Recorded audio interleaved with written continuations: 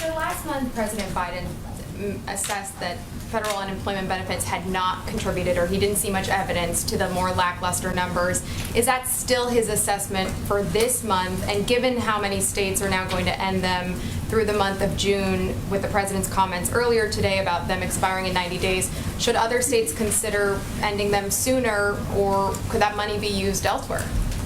So I'd say a couple of things about that. I mean, the first takeaway from this report is that we're seeing really robust job growth. And we're seeing, in fact, historic job growth in the context of historic economic growth. So we find ourselves, the American economy now, the economy is growing faster than any other major economy. Jobs are growing faster than any other major economy. So that's the immediate context. With respect to the UI benefits, you heard the president earlier today.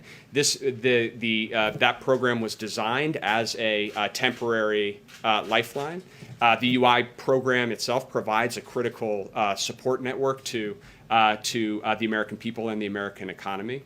And the temporary boost is slated to now expire in 90 days, and as the president said, that's appropriate. With respect to some of the state changes, just the important context, which I think was implicit in your question, but just to be clear, is that none of the states have actually eliminated any benefits yet. Some states will initiate that process over the course of the next several weeks, but in many cases, what we're talking about is states making changes to benefits for 4 weeks, 6 weeks, 8 weeks before the expiration that will happen under current law. So as we look at where we are in the economy, we see strong job growth, 500,000 jobs a month on average last 4 months. The U.S. outpacing every other major economy in the world. And we see reason to really focus on what are actually going to be the drivers to accelerate this recovery and then sustain it for the long term.